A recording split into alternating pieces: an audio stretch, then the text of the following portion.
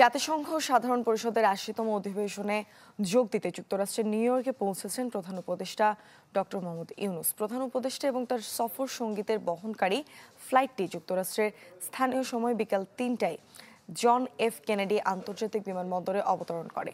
এবছর প্রধান উপদেষ্টার সফর সঙ্গীদের মধ্যে বিএনপি মহাসচিব মির্জা ফখরুল ইসলাম আলমগীর, জামায়াতে ইসলামীর নায়েবে আমির সৈয়দ আবদুল্লাহ মোহাম্মদ তাহের সহ ৬ রাজনৈতিক নেতা রয়েছেন।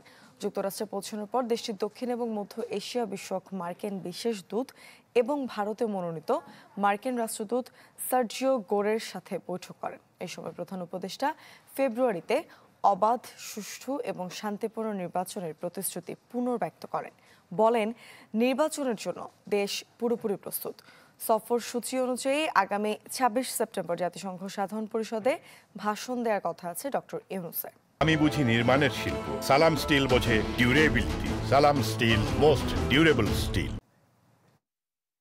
২০ মিনিটের সময় একটা মিটিং ছিল, আপনি জানেন সার্জিও গোর, US president, USA special envoy on south and central Asia. খুবই ইম্পর্টেন্ট, কারণ উনি অ্যাট দ্য সেম টাইম ওনাকে ইউএসএর অ্যাম্বাসেডার টু ইন্ডিয়া ডেজিগনেট করা হয়েছে।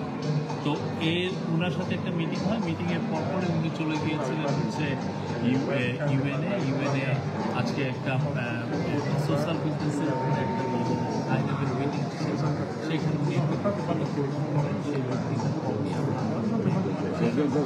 তারপরে উনি চলে যান হচ্ছে নিউইয়র্কের আরেকটা জায়গায়, সেখানে এসডিজি অ্যাওয়ার্ড ওনাকে দেওয়া হয়েছে। এসডিজি অ্যাওয়ার্ড উনি ছাড়াও আছে দুজনকে, ফিলিপো গ্র্যান্ডি, যিনি